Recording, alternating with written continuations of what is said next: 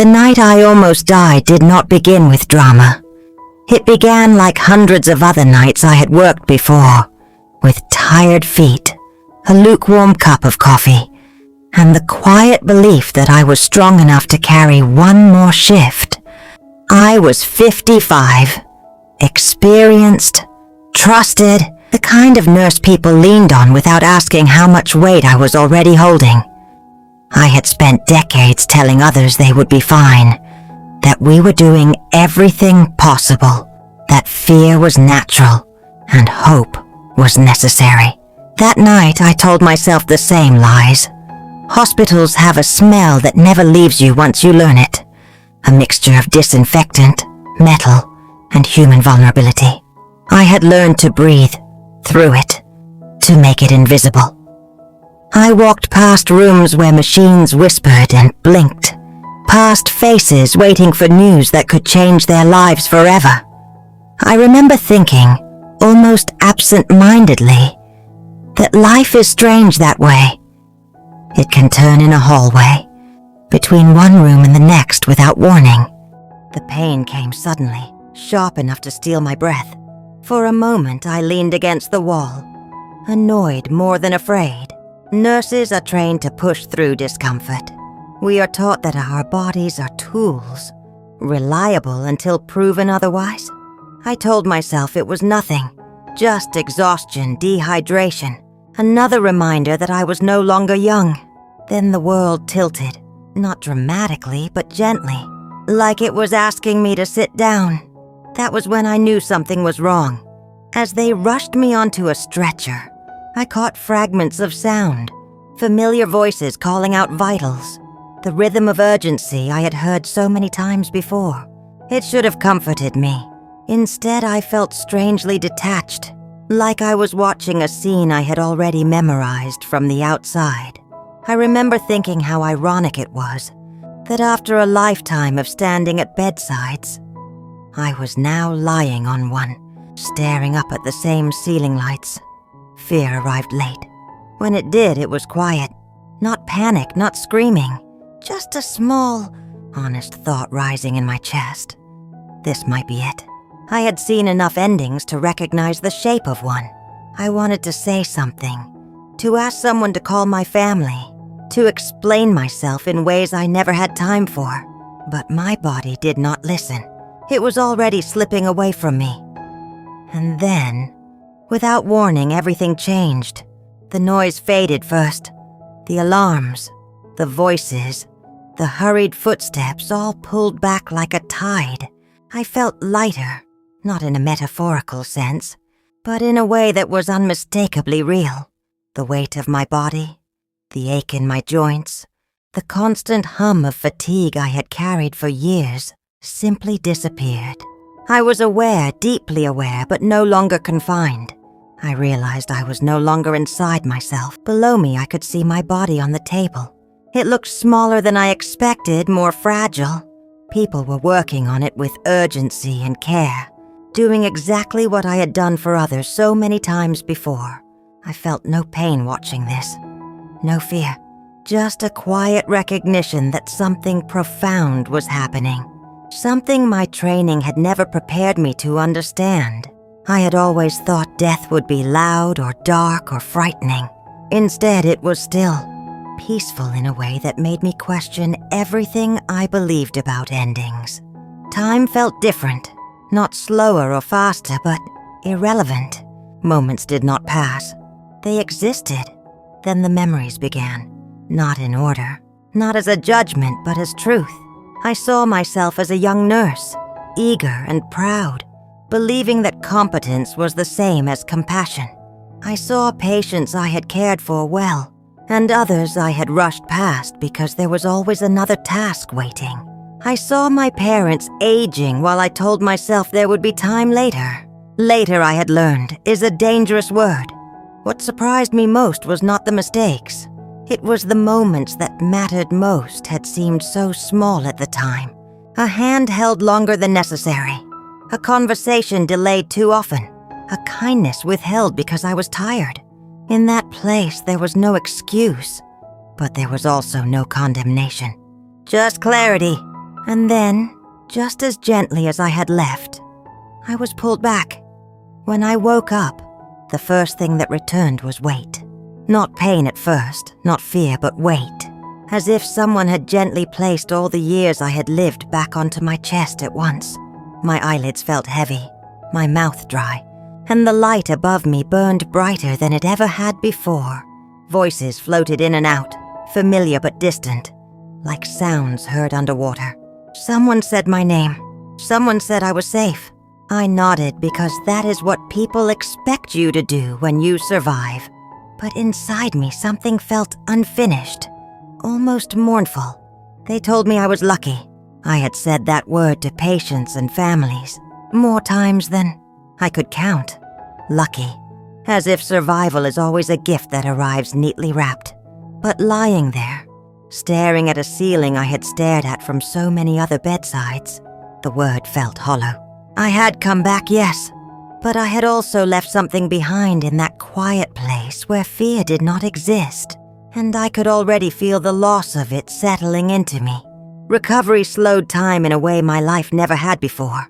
Days stretched long and quiet, filled with beeping monitors, careful movements, and too much space to think. I replayed that moment again and again, not with panic, but with confusion. I had not fought. I had not begged. I had not been afraid. That realization unsettled me more than the idea of death ever had. If I was not afraid to die, then what exactly had I been afraid of all those years? As a nurse, I had learned to read the body like a language. Every ache had a meaning. Every number told a story. But no one had taught me how to listen to what exists beneath the body. No one had taught me that you can function perfectly while slowly abandoning yourself. I had worn exhaustion like a badge of honor. I had mistaken endurance for purpose. I had believed that being needed was the same as being alive. When I returned to work, the hospital felt sharper, louder, almost overwhelming. The same hallways, the same routines, but I was no longer moving through them on autopilot. I noticed how people looked at me when they spoke, as if they were searching my face for permission to be afraid. I noticed how often I had rushed past those moments before, telling myself I was helping by staying efficient. Now I understood that sometimes the most healing thing you can offer is stillness. I began to pause at bedsides longer than necessary.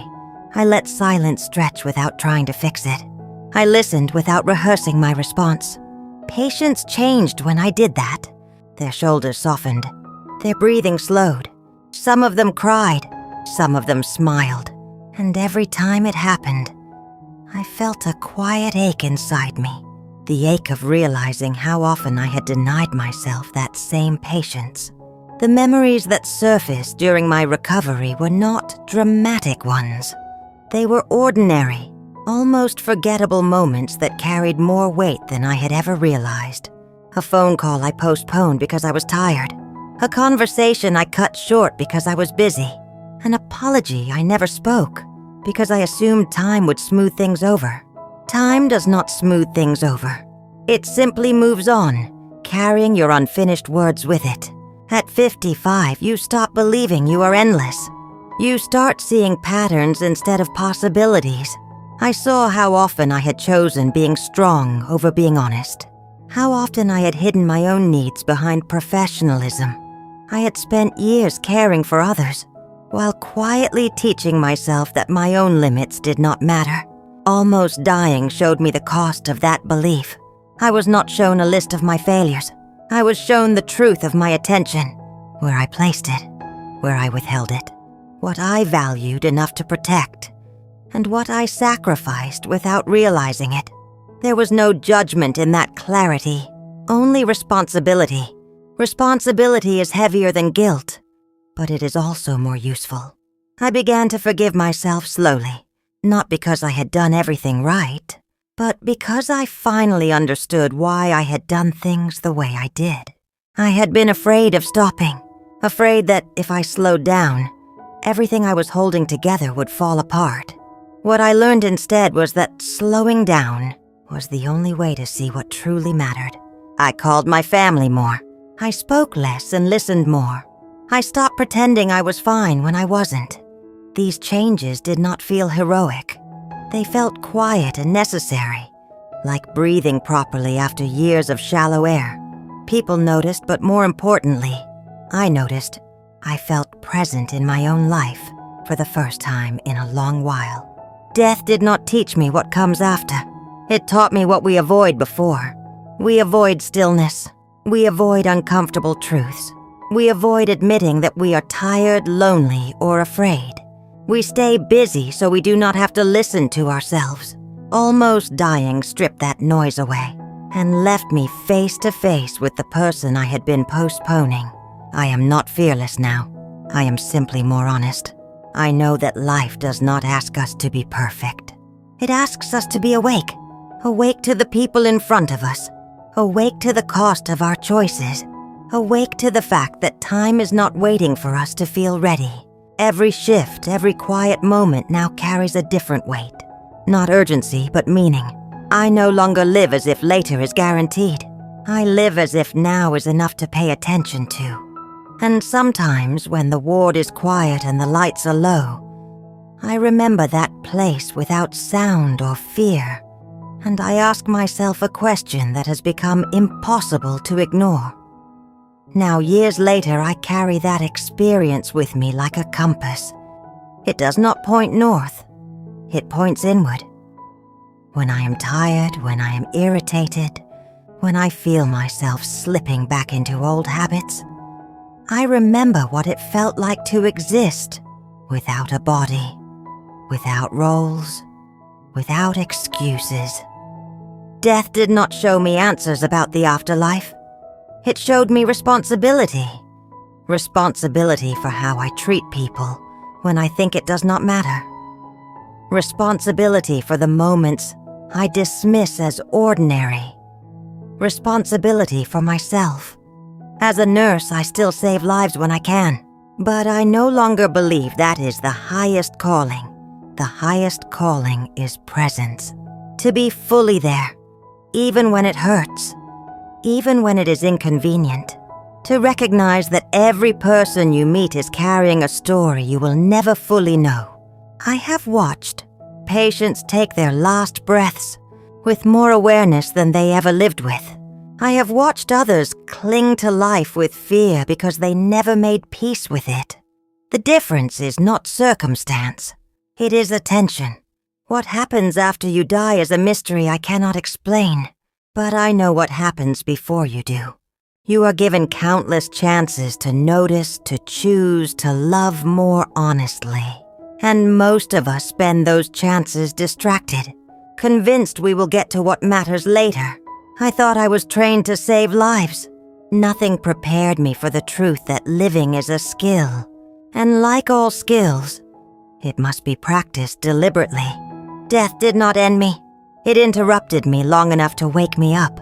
I share this not as a warning, but as an invitation to pause, to listen, to look at your own life with the gentleness and honesty it deserves.